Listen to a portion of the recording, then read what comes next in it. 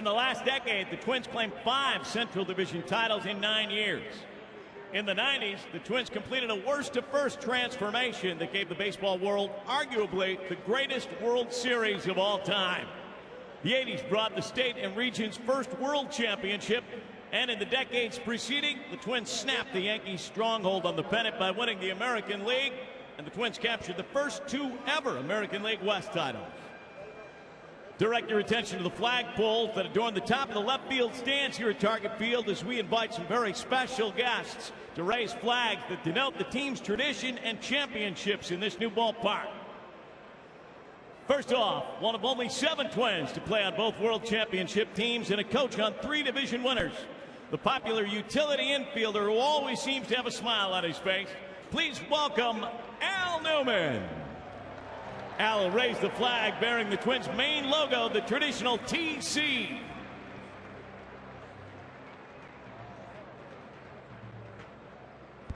The last team to play in the Metrodome knew exactly how to go out in style. A thrilling finish in September led to 5 straight October wins, including a Game 163. That will be known in Twins lore as just that for eternity, Game 163. Representing the 2009 American League Central Division champions, please welcome Twins GM Bill Smith.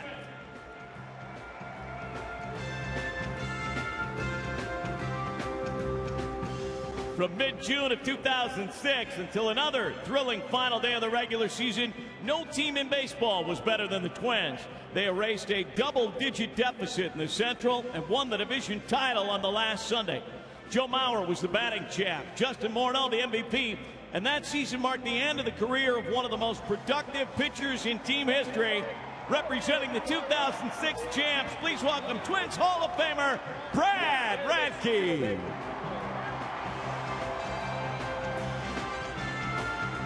2004 marked the only time in Twins history to make 3 straight playoff appearances. Their 3rd straight Central Division title featured a young Morneau, Joe Nathan in his first season as a closer, and Cy Young Award winner Johan Santana. The veteran leader on the team was the 3rd baseman, an original member of the Renaissance Twins. Ladies and gentlemen, 3rd baseman Corey Koski.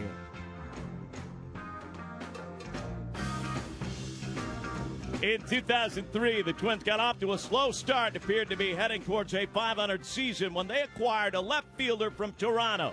Along with Jock Jones and Torrey Hunter, this new Twin formed the new Soul Patrol, and the Twins rallied in the second half to pass the Royals and White Sox and win the Central.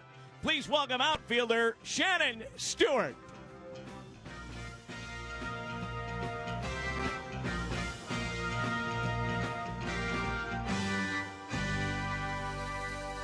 After a promising 2001 campaign, the 2002 Twins came out of the gates on fire and never were headed.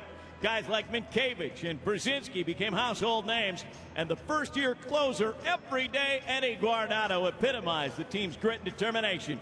Guardado was on the mound when the Twins won the division series against Oakland that fall, and he's back here today representing the 2002 Twins. Please welcome Eddie Guardado.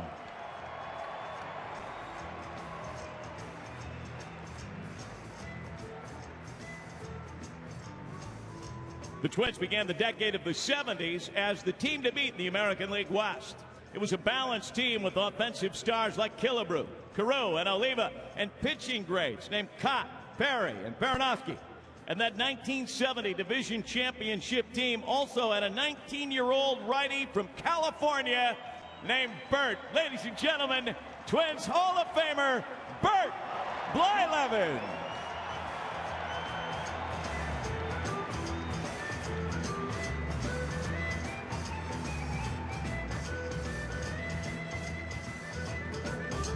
Division play made its debut in 1969, and Minnesota put together one of the most dominant seasons in team history. Rod Carew stole the hearts of Twins fans by stealing home an amazing 7 times under Billy Martin's guidance. Harmon Killebrew was the American League MVP, and our next guest won 20 games. The next season, he'd win the Cy Young. Please welcome back pitcher Jim Perry.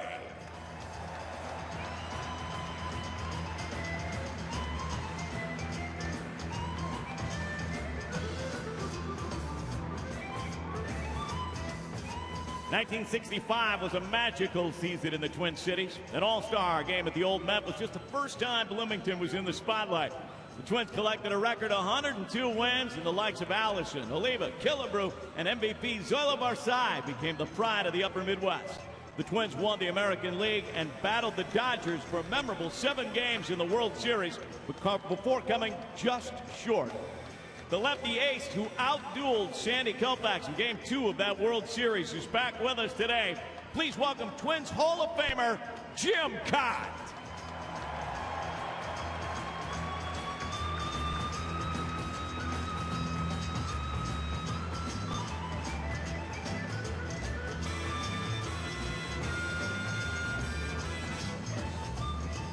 October 1987 may never be recaptured in these parts. Twins fans came out of the woodwork as Minnesota made its first World Championship run. 55,000 fans welcomed the team home after winning the pennant, and the noise never dimmed. Ken Herbeck and Dan Gladden hit the World Series slams against the Cardinals. Blyleven, Berenguer, and Reardon kept the Cards at bay. And oh yeah, there was some sweet music. The ace, Twins Hall of Famer, Frank Viola.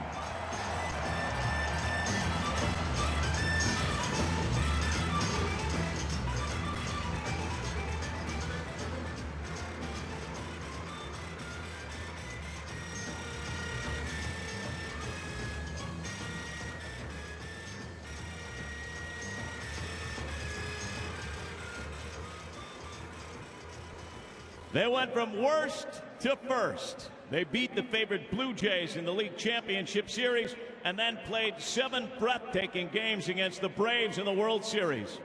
Kirby owned Game 6 and put the team on his back and forced Game 7, a baseball game for the ages. The kid from St. Paul did the unthinkable. He tossed 10 shutout innings on the biggest stage possible, and the Twins won the title when Gene Larkin singled home Dan Gladden. But when you say Game 7, you think Jack Morris. Ladies and gentlemen, Blackjack Jack Morris.